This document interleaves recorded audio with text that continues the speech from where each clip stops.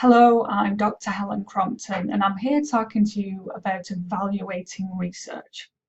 So research you may see as something very different than what you need to do in your district, in your school, or even your classroom, but it's very relevant. It can tell us really what's working. Now, this has been described as the quest for the Holy Grail, finding just the right strategy to use with your students, the right approach.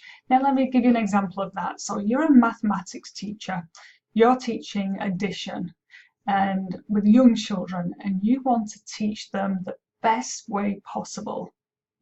It's figuring out what is the best way, and research can provide answers to that. It can provide answers to the best strategies. It can provide comparisons. Maybe you have one group using manipulatives as they work on the addition. Another group might have pictures. So it's finding out what is the best possible way.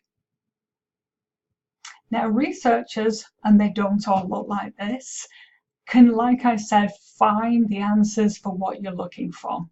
However, how do we know what that looks like when it comes out? This I'm calling the obvious. This is the obvious non-research. And it says here, the best interactive web tools for educators. You can probably guess that this person who's written this feels that it's the best, but I actually have no evidence to find out whether that's true or not. So that's kind of an obvious one. However, some are less obvious. Dale made this cone of experience, he calls it, and you might recognize it a little bit if you look on the left-hand side. Typically, this was done in a very simple form, and I'll show you on the next slide. But Dale worked on this, in fact, in the 1940s, and this is another publication of it in 1969. But this has been going for quite a while. Many people recognize it in this form, where basically what it's doing is telling you how students learn. So it's saying that if you lecture, they'll remember about 5%. If they read it, they'll remember 10%. But if you do something like practice, doing, 75%, or teach others, and immediate use, 90%. So that's saying what there is, and this has been going, like I said, from the 1940s. People use this all over. This is actually not accurate. This is just the same as what that other person did on the web. In fact, Dale just wrote this in a paper saying, this is what I think is happening, this is what I believe. And if we do actually look, that does align with a lot of what we think, we believe. And research has shown on some things since that if you do practice doing these things and teaching others, it is higher. But like I said, this cone or learning pyramid, as they're calling it now, is actually not true, not factual. These are just made up figures. It's like me making this up. I think recreation time, that if people had the choice, they'd probably spend 10% of people choose to relax and think.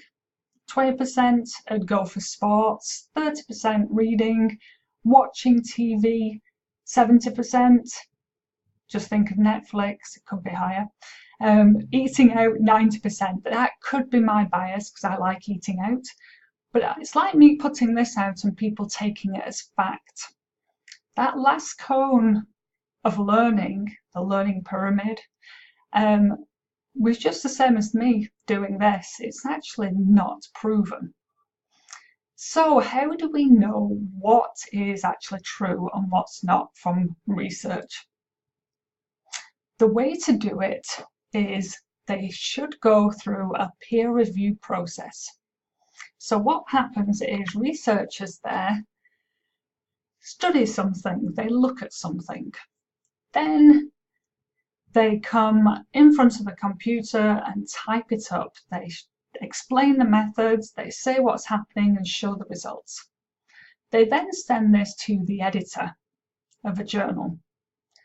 who looks and thinks, okay, that looks interesting. I will send it out to experts in the field. So they've got experts over here. Quite often you have 2 or 3. And what they do is they look and say, okay, how has this researcher done this research? What were their methods?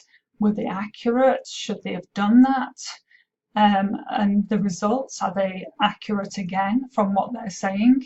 And if they say yes, it is then published. And at this point, it's what's called peer-reviewed, and you know that it is accurate research.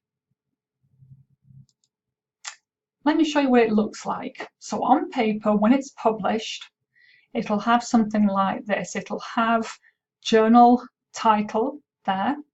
And by putting the journal title there, they're saying, yes, this is actually accurate research. Often has a volume number. It'll have the names of the authors. You can also check out who they are. Then it'll have an abstract, perhaps an introduction there.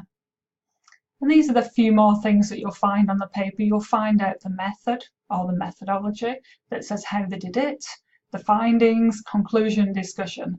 So when you see these type of things, in particular, when you see it in a journal article with the name of the journal there, you know you can take it as kind of fact that research has proven that what they're saying is true. So that's how to work out. So you're looking, when you're finding research and you try and figure out what's the best for your students, you're best looking for peer-reviewed journals that tell you these things. Now, sometimes peer-reviewed journals, they will also publish somewhere else after to show their findings in a simpler format, but they will direct it back to here. So unless they have this in a journal, it is not peer-reviewed. So I hope that makes sense of the peer review process and why it's important in research, and happy searching.